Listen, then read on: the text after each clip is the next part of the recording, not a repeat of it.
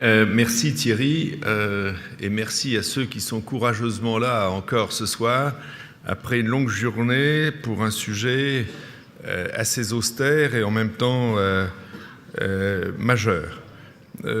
Justement, je le prends directement pour dire que j'y vois un problème majeur, mais en plein renouvellement, pour lequel nous aurons vraiment de la peine à trouver une vraie réponse.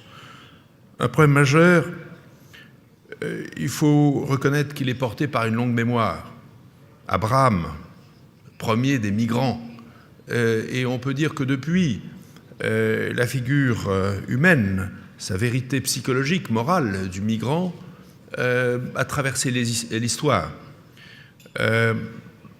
En même temps, nous sommes au Maroc, qui répond à la caractéristique finalement assez rare d'être à la fois un pays d'origine, un pays de transit, un pays de destination, un pays de retour et également un pays où ce que l'on appelle la migration circulaire ou temporaire s'exerce dans une assez forte proportion. Donc, un cas tout à fait intéressant et central dans ces problématiques de la migration. Permettez-moi un saut dans l'actualité.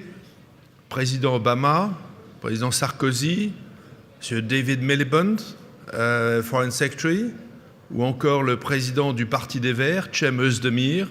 Voilà 4 personnalités qui ont vécu les migrations ou les conséquences des migrations. Donc on peut ainsi mesurer les conséquences humaines dans le monde contemporain, globalisé à sa façon.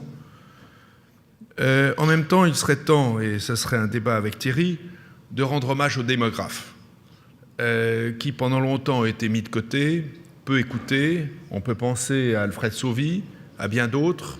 Il est temps de comprendre que les enjeux démographiques sont majeurs pour les années qui viennent. Le sujet des migrations est en plein renouvellement, pour beaucoup de raisons. Premièrement, par l'information. Les antennes satellitaires partout. Vous avez une égalisation des aspirations par rapport au mouvement traditionnel, historique. En gros, l'exode rural a traversé les siècles et a été un mode de fonctionnement normal des sociétés. Quand vous avez à l'échelle de la planète et de façon instantanée, comme ça a été rappelé plusieurs fois aujourd'hui, la description de modes de vie présentés directement, il y a égalisation des aspirations. Il ne s'agit plus de gagner la ville d'à côté, il s'agit tout simplement d'essayer d'avoir tout ce que l'on voit, tout simplement. Autre facteur, l'incitation à la mobilité. Du fond de l'Est de l'Europe aujourd'hui, quelques dizaines d'euros vous amènent, que ce soit depuis la communauté, l'Union européenne dans les Balkans, que ce soit de Kiev, de Russie, quelques dizaines d'euros, et on est à Paris, ou à Bruxelles, ou à Madrid. Et donc, un effet d'amplification des mouvements considérable. Il faudra ensuite citer le vieillissement des pays d'accueil, fait très marquant en Europe pour la plupart des pays de l'Union européenne.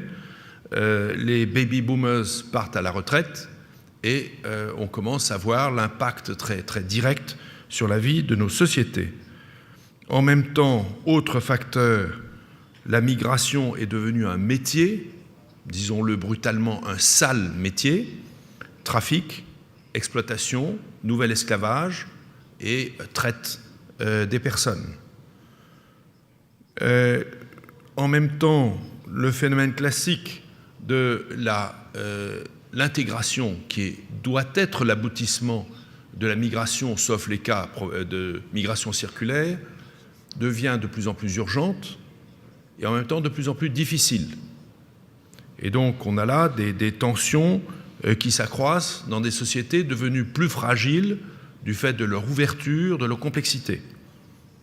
Enfin, je citerai l'impact de la crise qui pousse au retour, et des retours, j'ai envie de dire, inattendus. Et là, je prends un exemple qui vient de l'Asie centrale pour parler d'un pays qui s'appelle le Tadjikistan, dans lequel à peu près 600 000, voire 1 million de travailleurs migrants sont hors du pays leurs revenus représentent la moitié du PNB du Tadjikistan.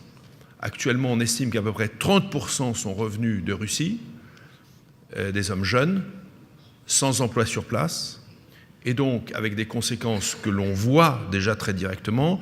M. Zinsou parlait tout à l'heure des émeutes de la faim. Ce que l'on voit aussi, c'est la montée des trafics de drogue. On est à côté de l'Afghanistan. Que faire d'autre? C'est si facile, c'est si tentant, puisqu'on n'a plus d'autres revenus.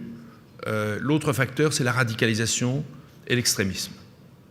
Le parti de la Renaissance islamique, qui est le seul parti d'inspiration musulmane dans toute l'Asie centrale, est composé à 55% de femmes qui sont devenues chefs de famille par nécessité, dont les conditions de vie sont lourdes et qui donc portent une frustration, une attente et un besoin de soutien qui prend notamment la forme de la recherche d'un soutien communautaire, d'un parti qui exprime une vision de la société, mais apporte des aides, moyennant quoi, évidemment, il faut, même si ce n'est pas forcément la tradition, et même pas du tout la tradition du Tadjikistan post-soviétique, il faut porter le voile, etc.